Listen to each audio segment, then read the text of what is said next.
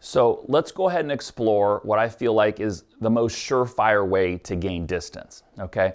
And let's be clear here. Distance is important for a couple reasons, but one of the main things is when a lot of students come to me in person and I say, hey, how far do you hit your 7-iron? 150 yards, which is true, but that's their very best shot. And therein lies a problem there, okay? If the very best you can hit your 7-iron is 150, and that's what you play, you're going to choke, because you know and I know that we are not perfect and we're not going to hit it perfect all the time. And just knowing that makes our swing tighten up. So what we want is, if you're going to play your 7-iron 150, you need to have the ability to hit it 160 yards. And that's where some speed training comes in. Okay, so I categorize speed training as you dedicating a portion of your practice to just trying to hit the ball farther.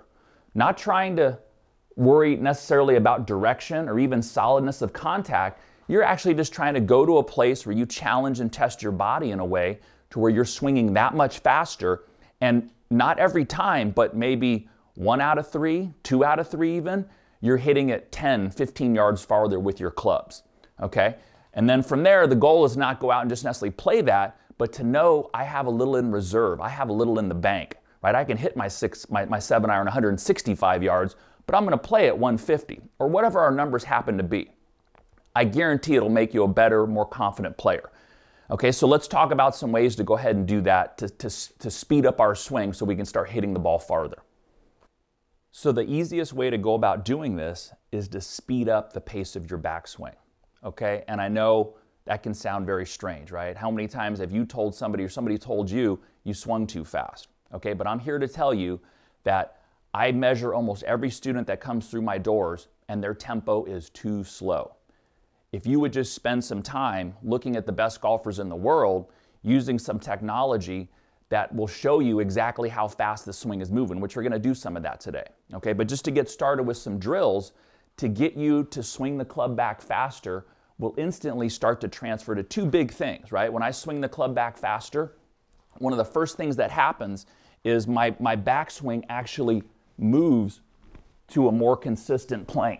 Now I'm ripping this thing back really hard. You could probably even hear the whoosh, but you notice how it has this gyroscopic action, right? Like imagine when you first learned to ride a bike and you got on the bike and you were riding really slow and you were tipping back and forth, compared to getting up to speed where the wheels have this gyroscopic action. So the faster they turn, the straighter you move. It's the same thing with the golf swing. Some of it's because of the laws of inertia, right? But as I go to move this faster, it actually starts to move on a very consistent plane. The people that are taking it back slow and thinking, okay, I'm going to take it back slow, I'm going to load up, I'm going to be patient, and then I'm going to go for it, those are definitely big swing killers. Okay, so one of the big reasons why you want to do that. Second thing would be, it's going to make your backswing longer. So as I go to kind of accelerate the club more in my takeaway, it naturally gives me more momentum to kind of stretch out my pivot, right? To lengthen out my spine, my pelvis, my hip turn. And that's a big part of hitting the ball farther, is just having a longer hand path to the top. You see how far my hands travel from address to the top? That's going to give me more distance. Okay, so two big benefits, right? Now here's the thing. When you do this, you've got to do it correctly, which means when we swing faster, we have to use the ground to swing faster. If we just go ripping it back faster with our hands and wrist and we're not really using our body, you will hit the ball worse and your buddies will tell you that you're swinging too fast, okay? So what I like to use, I use a couple different trainers, and if you have anything like this at home, you can use a dumbbell, you can use a kettlebell. I'll use this thing, it's called the WEC method. It's a 4-pound little weight. And the reason why I like a little bit of weight is it gets you to recruit the muscles from the ground up to swing faster.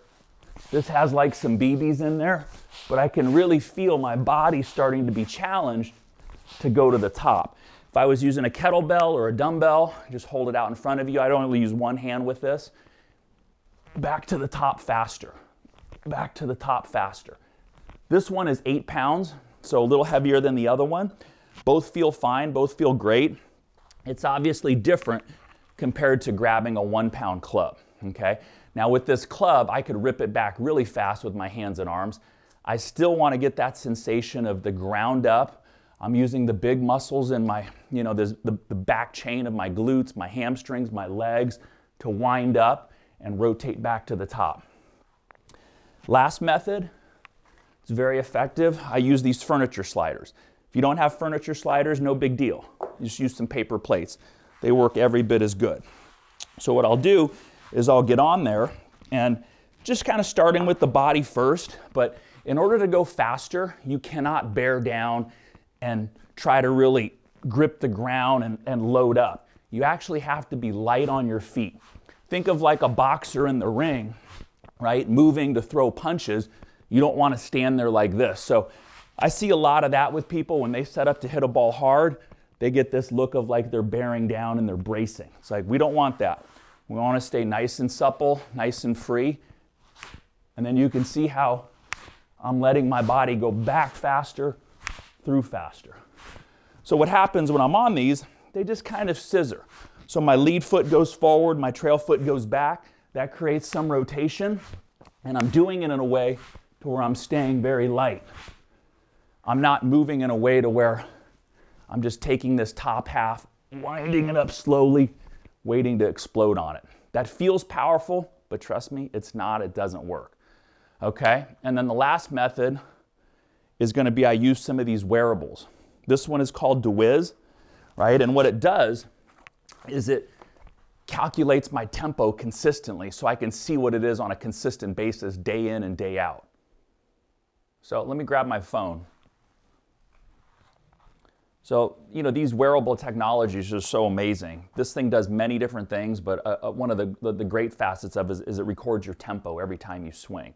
And that's something that I see people really struggle with, right? 99% of the golfers out there, their backswing tempo is too slow, okay? And then that kind of starts to distort and mess up their downswing timing. But even if it's, say, not that slow, it's very inconsistent in time. So getting your tempo to be consistent, swing after swing, pitching wedge through driver, is a huge part of just becoming a consistent golfer in general.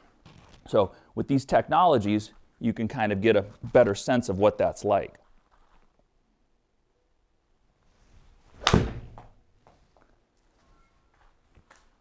So the timing of my backswing, it took 0.77 seconds there. My downswing took 0.34.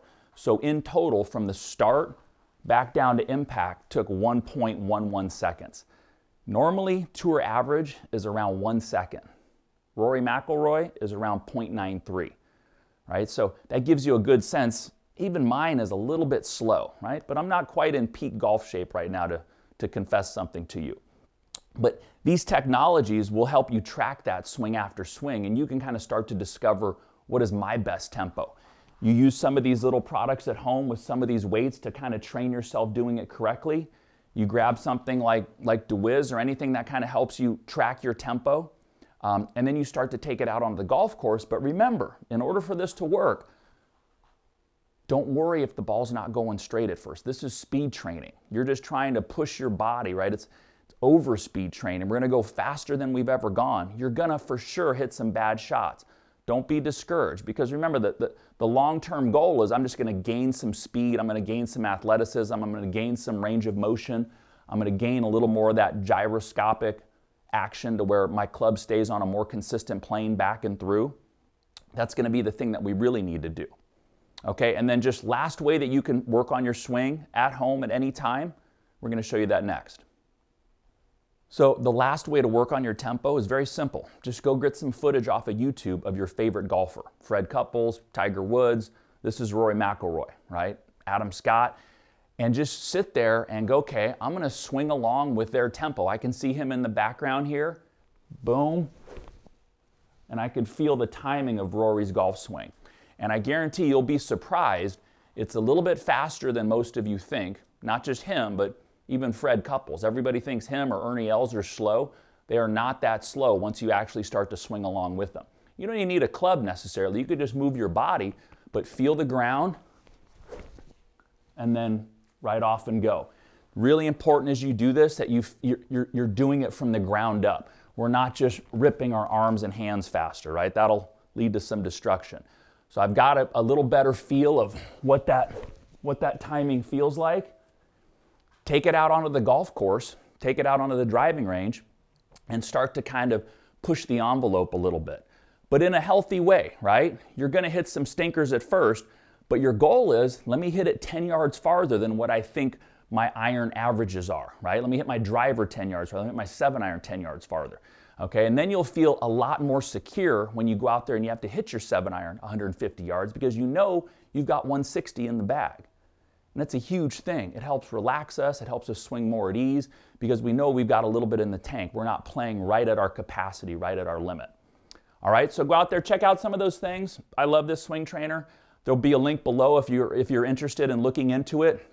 I'm gonna do some other videos with it because there's a lot of other great attributes to it, but definitely one of the big ones is consistently tracking your tempo day in and day out, and that really leads to so much consistency. Thanks for watching. If you're looking for a way to get more consistency in your golf swing, then I've got just the thing for you. I've put together a 3-part training series where I walk you through an easy process with one goal in mind, giving you a more efficient, athletic, and consistent golf swing. I call it the Consistency Clinic, and you can get the entire thing free of charge by clicking the link right here. This training series isn't available anywhere else, so go ahead, click the link right now, and I'll see you on the other side.